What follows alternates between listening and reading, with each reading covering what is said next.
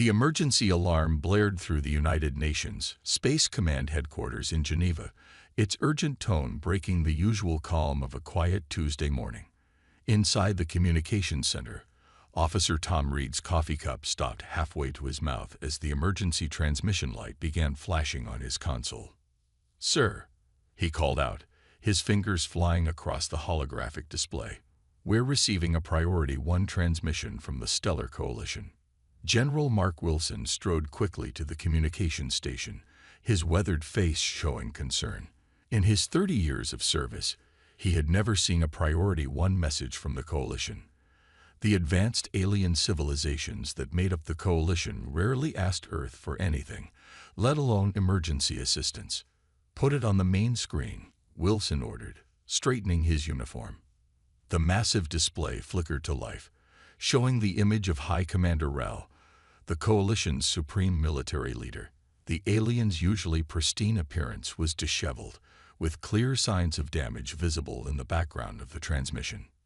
"Earth Command," Rel's translator conveyed, the artificial voice carrying an unusual tone of desperation. "We require immediate assistance. Our worlds are falling, one by one, to an unknown enemy force. Our most advanced fleets have been defeated. Our defensive systems have failed. The transmission crackled with static. "We need help." General Wilson exchanged glances with his staff. Earth, being the newest and most technologically backward member of the Coalition, usually received little more than polite dismissal from their alien allies. This request was unprecedented. "High Commander," Wilson responded carefully, "can you provide more details about the threat?" The alien leader's image flickered as another explosion rocked their location.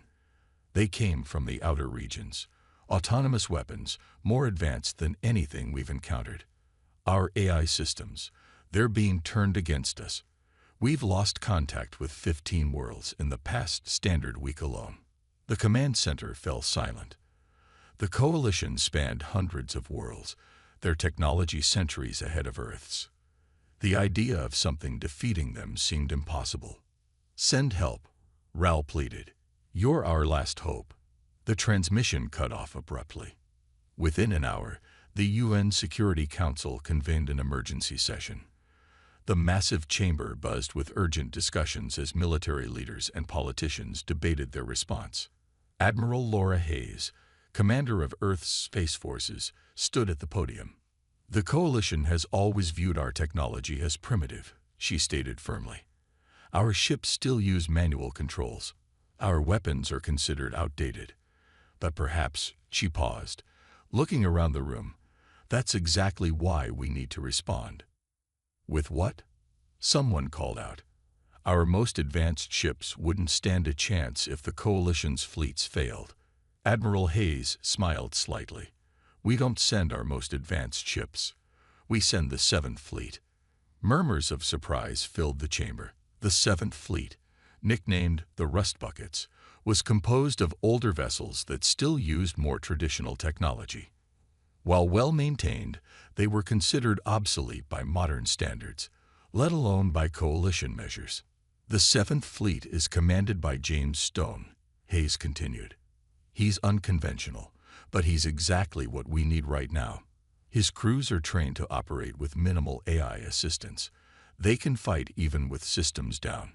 They're creative, adaptable, and most importantly, unpredictable." The Security Council erupted in heated debate. Some argued it would be suicide to send their oldest ships. Others worried about appearing weak before the Coalition. But as reports of more fallen worlds came in, the decision became clear. 24 hours later, the ships of the 7th Fleet powered up their engines. Commander Stone stood on the bridge of his flagship, the U.S. Providence, watching his crew prepare for departure. The 30-year-old carrier might look primitive compared to Coalition vessels, but Stone knew appearances could be deceiving. "All ships report ready, sir," his executive officer reported. Stone nodded, his expression determined. "Send to all ships.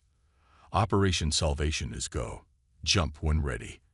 He looked at the stars through the bridge viewport. "Let's show the galaxy what humanity's weakest fleet can do." One by one, the ships of the Seventh Fleet disappeared into hyperspace, heading toward what would become humanity's greatest challenge, and perhaps their finest hour. The U.S. Providence emerged from hyperspace at the edge of Coalition space, followed by the rest of the Seventh Fleet. From his command chair, Commander Stone watched as 28 ships of various sizes appeared behind his flagship. To anyone else, they might have looked like museum pieces compared to modern vessels. "Status report," Stone ordered, his eyes scanning the tactical display. "All ships present and accounted for, sir," replied Lieutenant Mike Rogers from his station, "though the Baker is reporting some trouble with their jump drive cooling system." Stone nodded, unsurprised. The Baker was one of their oldest destroyers, but her crew knew how to keep her running. That's what made the Seventh Fleet special. They didn't rely on computers to solve every problem. "Coalition ships approaching, sir," announced the radar officer. 3 vessels, looks like their latest model." The massive alien ships that appeared on their screens gleamed like jewels in space. Their smooth, organic designs made Earth's vessels look like building blocks in comparison. The largest Coalition ship opened a communication channel. "This is Fleet Master Dax of the Coalition Defense Force." The translated voice came through with a hint of disappointment. "These are all the ships you brought." Stone straightened in his chair. "This is Commander Stone of the Earth 7th Fleet. We're here to help." A pause followed. "Commander, perhaps there has been a mistake. Our scans show your vessels are using nuclear fusion drives, projectile weapons, physical armor plating." The alien's tone carried clear disbelief. "That's correct," Stone replied calmly. "We brought our most reliable ships." "Reliable?" Another voice cut in. A different Coalition officer, sounding almost angry. "Your most advanced ship is using technology we abandoned centuries ago. How do you expect to fight an enemy that defeated our quantum phase battleships?" Stone's executive officer, Commander Bill Turner, leaned closer to him. "They're not impressed, sir." "They don't need to be impressed," Stone replied quietly. "They just need us to work." He turned back to the communication. "Fleet Master, with respect, you called Earth for help. We came. Now we need a full tactical briefing on what we're facing." The Coalition ships led them to their forward command base, a massive space station that had clearly seen better days. Parts of it were damaged, and repair drones buzzed around its surface like bees around a hive. In the station's briefing room, the Coalition officers displayed holographic images of their defeats. Stone and his senior staff watched carefully as advanced alien ships were torn apart by swarms of autonomous drones that seemed to predict their every move. "The enemy adapts to our tactics instantly," Fleet Master Dax explained. "They hack our AI systems, turn our automated defenses against us. We've lost thousands of ships." Stone studied the footage, noting how the enemy drones moved in perfect mathematical patterns. "And your ships are fully automated." "Of course," Dax replied. "Manual control would be far too slow and inefficient." Stone exchanged knowing looks with his staff. "Request permission to demonstrate something," he said, standing up. He took out an old coin from his pocket. "This is a simple Earth coin. I'm going to flip it. Try to predict which side it will land on."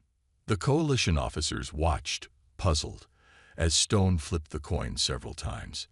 Their advanced AI systems tried to calculate the outcome, but the human element, the slight variations in Stone's flip, the air movement, his own unpredictability, made it impossible to predict with certainty. "That's why you need us," Stone explained. "Your ships are too perfect, too predictable. The enemy can calculate every move, because everything is based on pure logic. But humans," he caught the coin one final time, "we're anything but logical." The Coalition officers looked skeptical, but their desperation won out. They had no choice but to trust these primitive humans and their outdated ships. Back aboard the Providence, Stone addressed his fleet. "The enemy expects perfect, predictable opponents. Instead, they're getting the rust buckets. We may not have quantum computers or AI-driven weapons, but we have something better: human ingenuity and good old-fashioned grit. He looked at the determination on his crew's faces.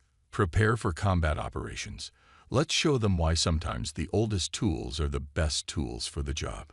The Seventh Fleet moved out, their ancient engines glowing against the darkness of space.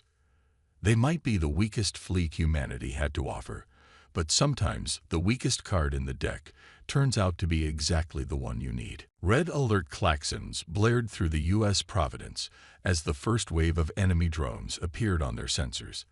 They emerged from the darkness like a swarm of metallic insects, their smooth black surfaces absorbing light rather than reflecting it. "All hands to battle stations," Commander Stone ordered, his voice steady despite the tension. "Enemy count." "Over 300 drones detected, sir," Lieutenant Rogers reported from his station. "They're moving in attack formation." Stone watched the tactical display as the coalition ships next to them powered up their advanced weapon systems. The alien vessels glowed with energy, their quantum cannons preparing to fire. "Sir," the communications officer called out, "Fleet Master Dax is ordering us to fall back behind their defensive line." Stone shook his head. "Negative. All ships, maintain position. Let's see what we're dealing with first." The enemy drones struck with frightening speed. They flew straight at the coalition ships, seemingly ignorant of the primitive Earth vessels. The coalition's advanced weapons opened fire, filling space with brilliant beams of energy. But something strange happened. The drones moved in perfect synchronization, dodging every shot as if they knew exactly where the beams would go. Within minutes, they had breached the coalition ships' defenses. "Coalition vessels are reporting system failures," Turner announced. "Their AI networks are being hacked." Stone leaned forward in his chair. "Now we see why they needed us. All ships, prepare for combat. Manual targeting only. No automated systems." The Providence shuddered as her old engines pushed her forward. Around her, the rest of the Seventh Fleet moved into action. Their movements weren't graceful like the coalition ships. They were rough, unpredictable, human. "Enemy drones approaching our fleet," Rogers reported. They're slowing down." Stone smiled. "They can't predict us. Fire at will." The space around them erupted in explosions as Earth's primitive weapons engaged the enemy. While coalition energy weapons could be calculated and dodged, there was no predicting the slight variations in each human gunner's timing, no perfect mathematical formula to avoid solid projectiles fired by human hands. "Multiple drone hits confirmed," Turner called out. "They're adapting their formation." "Wait, something's wrong." The tactical display showed the drones attempting to hack into Earth's ships, but their old systems proved surprisingly resistant. Without complex AI networks to corrupt, the drones found themselves facing an enemy they couldn't easily defeat. "Sir," Rogers shouted, "the Baker is taking heavy fire." Stone watched as the old destroyer spun through space, her engines trailing smoke. But instead of retreating, her crew did something no eye would have considered.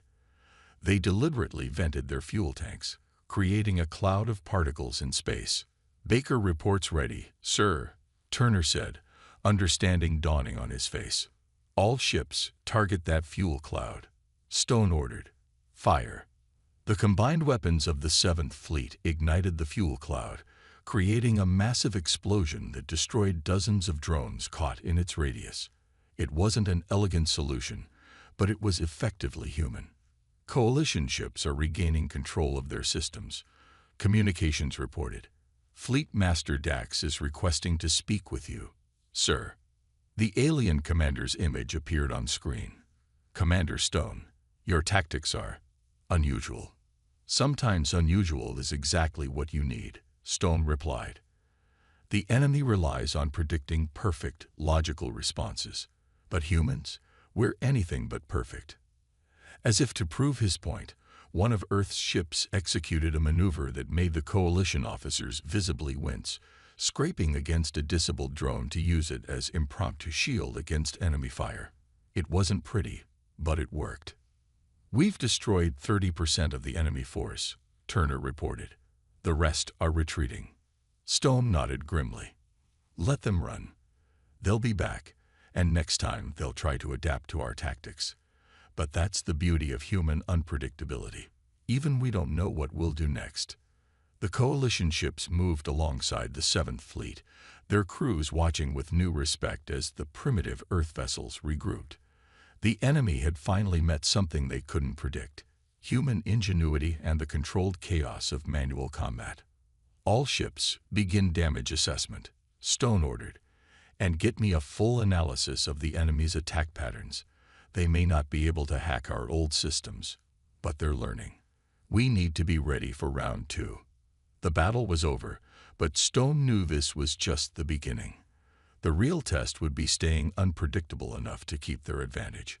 Fortunately, being unpredictable was something humans did very, very well. In the makeshift war room aboard the U.S. Providence, Commander Stone stood surrounded by paper maps and handwritten notes, a sight that made the coalition officers deeply uncomfortable. They had offered their advanced holographic systems, but Stone preferred these ancient methods. "The enemy adapts to digital plans instantly," he explained, pointing to a hand-drawn diagram. "So we do it the old way." Lieutenant Rogers burst into the room, clutching a printed report. "Sir, we've decoded part of the drone's communication patterns. You need to see this." The report revealed something fascinating. The enemy drones operated on quantum prediction algorithms, calculating billions of possible outcomes per second. Against modern ships with AI systems, they were nearly invincible. But against humans manually operating older technology, their predictions became increasingly unreliable. "Look at this," Stone said, spreading out combat footage photos. "Every time we do something completely illogical, they hesitate. The Baker's fuel cloud trick, the Wilson's backwards retreat, the Thomas's fake engine failure. These aren't standard tactics, they're human creativity at work." Commander Turner nodded. "Our crews are making decisions based on gut feelings and experience. No algorithm can predict that." Stone turned to Fleet Master Dax. "We need to implement Operation Thunderstorm, but we'll need your help." "What is Thunderstorm?" Dax asked cautiously. Stone smiled. "We're going to show you why sometimes older is better." "Lieutenant, bring out the box." Rogers wheeled in a metal container that looked ancient by coalition standards. Inside were dozens of electronic warfare devices from the early 21st century. "These are jammers, signal disruptors, and radar confusion devices," Stone explained. "Basic technology by your standards, but that's exactly why they'll work. The enemy expects quantum encryption and AI defenses. Instead, they're getting radio waves and analog signals." The next few hours were spent distributing these devices among both Earth and coalition ships. The alien crews looked skeptical as humans installed what they considered museum pieces onto their advanced vessels. "All ships report ready, sir," Turner announced.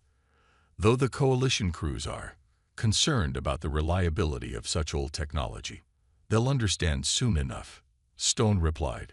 "Begin Operation Thunderstorm." The fleet moved out, but this time with a new strategy. The Earth ships took the lead, their old radar systems actively broadcasting on frequencies that hadn't been used in warfare for centuries. Behind them, coalition ships had powered down their AI systems, running on manual control with guidance from their human allies. When the enemy drones appeared again, they faced something completely different from their previous encounters. The space around the fleet was filled with conflicting signals, random electronic noise, and unpredictable movements. "It's working," Rogers called out. "The drones are showing signs of confusion. Their prediction algorithms can't process our random signal patterns." Stone watched as the enemy formations broke apart, their perfect synchronization disrupted by the chaos of old Earth electronic warfare. A drone would move to intercept a ship based on predicted trajectory, only to find its target had done something completely unexpected. The Providence shuddered as she executed a maneuver that made the coalition officers grab their seats in alarm.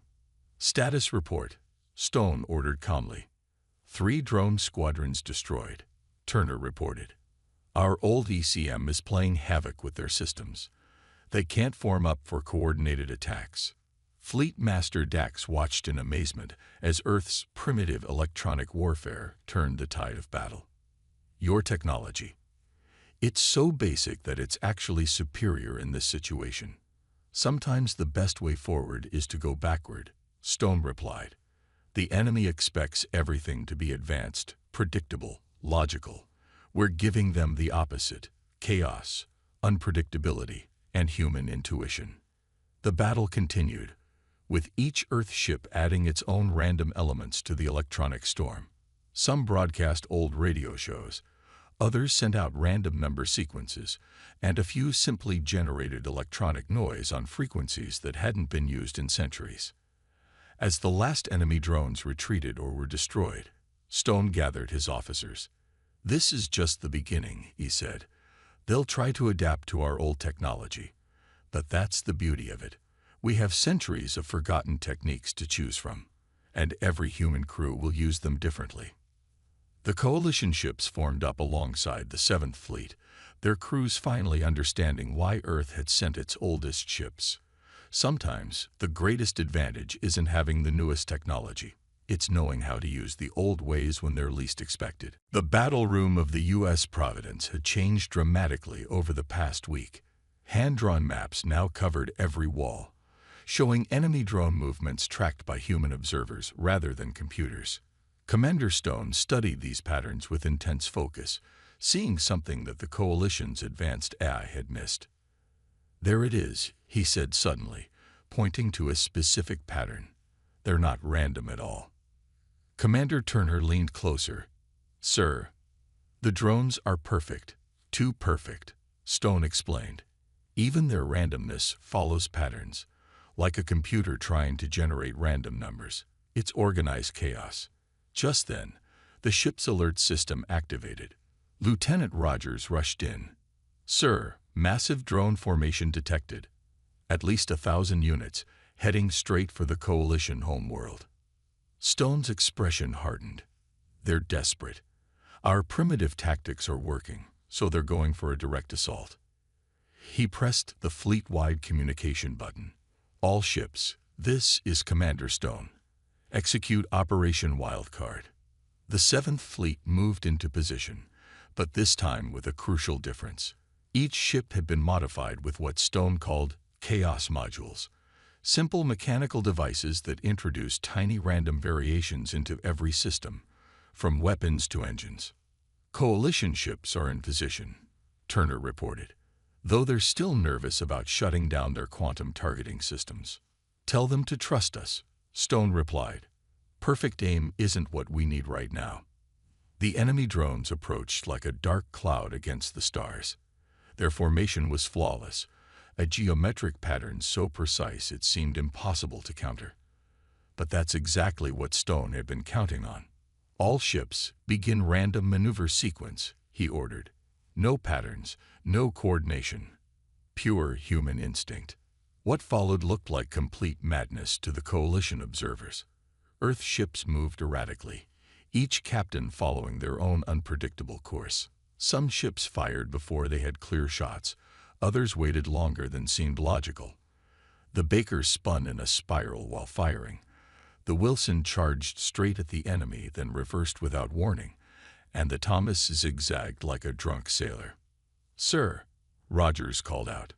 "The drones, they're trying to predict our movements, but they keep targeting where we should be, not where we are." Stone nodded grimly. "Because we're not where any logical combat algorithm would put us. We're where human instinct takes us." The Providence shuddered as a drone attack passed just meters from their hull. Stone hadn't moved the ship to avoid it. He'd moved because he had a gut feeling, something no computer could replicate. Coalition ships report their manual targeting is working better than their AI systems ever did, Turner announced, surprise evident in his voice. "Of course it is," Stone replied. "Their gunners are learning to trust their instincts instead of computers." The battle reached its peak as the drone swarm tried to adapt to the chaos.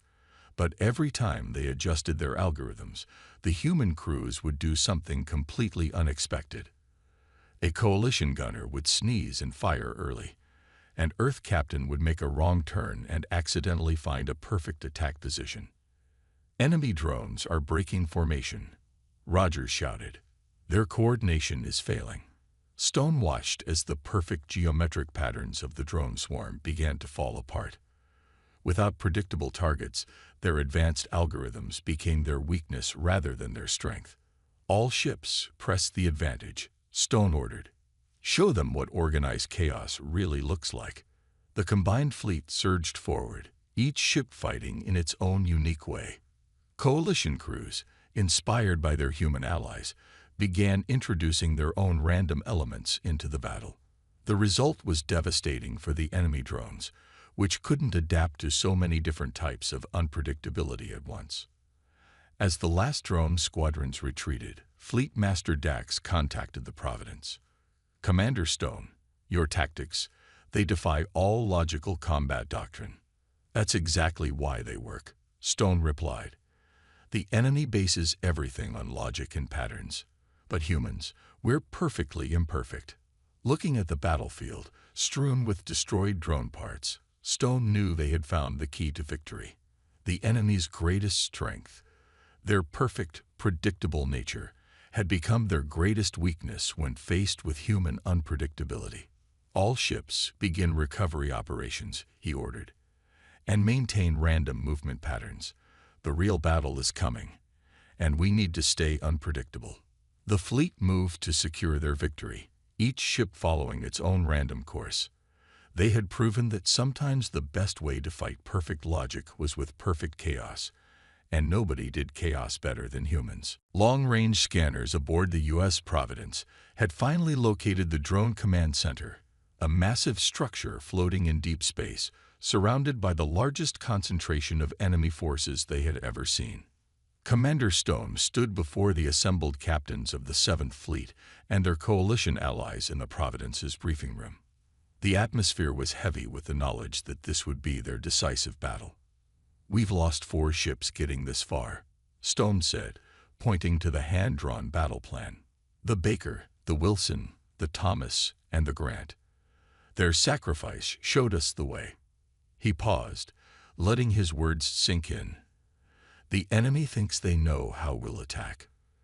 Let's prove them wrong one last time." The plan was considered insane by coalition standards. The Earth ships would carry old-style nuclear weapons, considered primitive and barbaric by the coalition, but impossible for the drones to predict due to their chaotic radiation patterns. "Sir," Commander Turner approached Stone after the briefing, "the coalition officers are concerned about our use of nuclear weapons." "They're concerned about everything we do," Stone replied with a grim smile. "That's why we're winning." The Providence shuddered as final preparations were made. Engineers worked to manually override safety systems, another concept that horrified their alien allies but would prove crucial to their success. "All ships report ready," Rogers announced, "though engineering says we're probably not going to explode." Stone nodded. "Probably is good enough." Fleet-wide transmission. "Begin Operation Final Throw." The battle began with what looked like a desperate, disorganized charge. Earth ships moved in seemingly random patterns, each following their captain's instincts rather than any coordinated plan. The coalition ships, having learned from their human allies, added their own elements of chaos to the attack. "Enemy drones responding," Turner called out. "They're trying to form their usual geometric patterns." "Perfect," Stone said. "Spring the trap." Suddenly, the apparently chaotic movements of the Earth ships revealed their true purpose. They had created gaps in specific places, gaps that made no logical sense, but which human intuition knew the drones would try to fill. "Now," Stone ordered. The Providence and 3 other ships manually detonated their external fuel tanks, creating a massive cloud of debris and radiation that confused the drone's sensors. Through this chaos, smaller Earth ships launched their nuclear weapons, not at the drones, but at seemingly empty space. Detonation in 3, 2, 1. The nuclear explosions created massive electromagnetic pulses, their radiation patterns completely random and unpredictable. The drone's quantum prediction algorithms failed catastrophically as they tried to process the chaos. Direct hit on their outer defenses. Rogers shouted over the noise of the Providence's straining engines. The command center's shields are fluctuating. The ship rocked violently as enemy fire found its mark. Warning lights flashed across every console, but the crew ignored them, focusing instead on their individual tasks with human determination. Main power failing, Turner reported. Switching to backup systems. Manual control only, Stone ordered. Just like we practiced. The Providence pushed forward, her old engines glowing dangerously hot. Around her, the remaining ships of the 7th Fleet followed, each creating their own unique pattern of chaos and destruction. "Sir," Rogers called out, "the command center. Its predictive systems are overloading. They can't handle the random radiation patterns." Stone gripped his chair as the ship executed a maneuver that violated several laws of safe space combat. All ships, final attack run. Remember, no patterns, no logic, just human instinct. The coalition ships watched in amazement as the primitive Earth vessels drove straight toward the massive command center, each ship moving in ways that defied conventional combat doctrine. They fired their weapons with seemingly random timing, created unpredictable explosion patterns, and deliberately introduced chaos into every action. The enemy command center's defenses, designed to counter logical attacks, failed completely against this storm of human unpredictability. Its perfect geometric patterns broke down, its quantum predictions became useless, and its drone controllers lost their coordination. "One final push," Stone said, his voice steady despite the Providence falling apart around him. "Show them why humanity never learned to fight fair." The bridge crew looked at their commander, understanding in their eyes. Sometimes, the most powerful weapon wasn't the most advanced technology. It was the human ability to embrace chaos and turn it into victory. 3,000 drones at least, Lieutenant Rogers reported, his voice tense. "And that command station, it's bigger than anything we've encountered." The bridge of the U.S. Providence was eerily quiet as the last explosions faded into the void of space. Through the cracked main viewport, Commander Stone and his crew watched the remains of the drone command center drift apart, its once perfect geometric form now just another field of space debris. "Status report," Stone ordered, his voice hoarse from shouting commands during the battle. Lieutenant Rogers worked at his damaged console, which now sparked occasionally. "Enemy drone activity, 0. They're all shutting down, sir. The command center's destruction must have severed their control links." Commander Turner limped to Stone's side, nursing a cut on his forehead. "Final fleet status. We've lost 6 more ships. The coalition reports moderate losses. But sir," he managed a smile, "we did it." Stone nodded silently, remembering the crews who had given their lives to achieve this victory. The 7th Fleet, Earth's weakest force, had accomplished what the most advanced ships in the galaxy could not. "Incoming transmission," Rogers announced.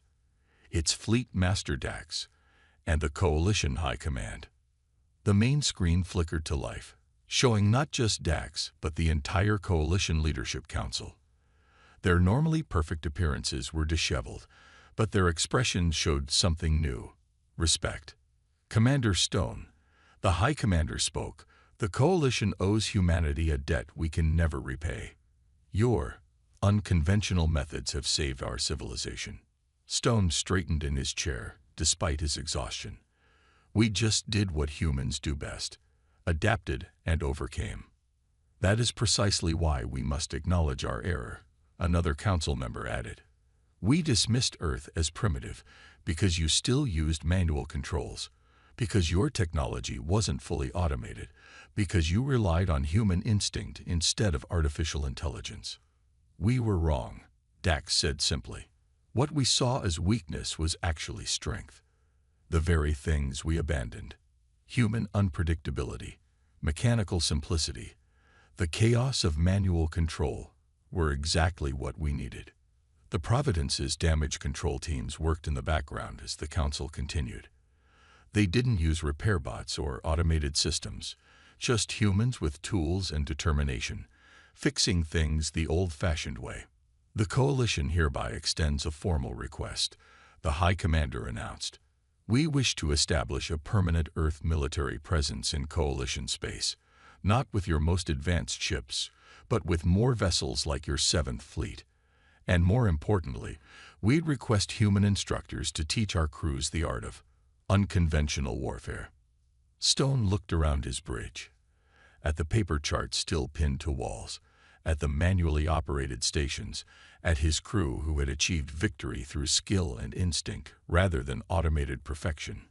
We would be honored, he replied. Weeks later, the surviving ships of the 7th Fleet approached Earth. Their hulls were scared, their systems were held together with makeshift repairs, but they had done what no one thought possible. As they entered orbit, they received a surprise transmission. Ships from every Coalition species had arrived to escort them home. Not their advanced vessels, but older models pulled from storage and retrofitted with manual controls. Look at that, Turner said, pointing to the fleet of Coalition ships attempting to fly in deliberately imperfect formations. They're trying to be unpredictable. Stone smiled. They're learning. Sometimes the best way forward is to take a step back. The next day, in a ceremony at UN Space Command Headquarters, the 7th Fleet's accomplishment was officially recorded in history. But more importantly, a new doctrine was established. The importance of maintaining both advanced and primitive capabilities, of never becoming so reliant on perfection that you forget the value of human chaos. As Stone stood at the podium, he saw Coalition officers sitting among the Earth delegates, many of them now wearing outdated mechanical watches instead of their usual quantum timepieces. The enemy failed, he told the assembled crowd, not because we were stronger or more advanced, but because we remembered something they had forgotten. That imperfection can be strength, that chaos can defeat order, and that the human element, no matter how primitive it may seem, should never be underestimated. The 7th Fleet would no longer be called the Rust Buckets. They had earned a new nickname among the Coalition species, the Chaos Bringers.